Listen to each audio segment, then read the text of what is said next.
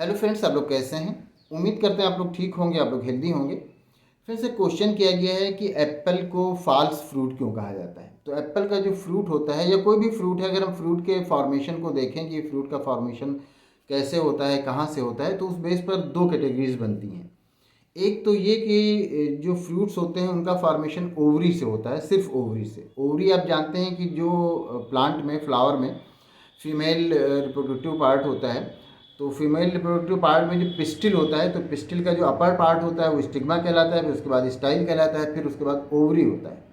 तो जो जब फ्रूट का फॉर्मेशन ओवरी से होता है तब उसको ट्रू फ्रूट कहा जाता है।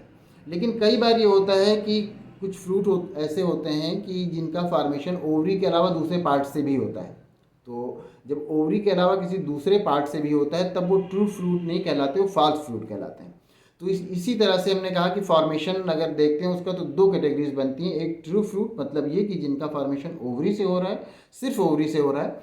दूसरे वो फ्रूट जिनका फॉर्मेशन ओवरी के साथ साथ फ्लावर के दूसरे पार्ट से भी हो रहा है, तब उसको हम फॉल्स फ्रूट कहते हैं। तो इसमें जो आपने बात की एप्पल की, तो एप्पल में क्या होता है कि एप्पल में जो फ्रूट होता है वो थैलेमस जो होता है उसका, जो आप देखते हैं, जैसे आप रोज़ का फ्लावर देखते हैं तो उसके नीचे आप देखते हैं जिस पर कि रोज़ का फ्लावर लगा होता है, तो उसको थैलेमस कहा जाता है।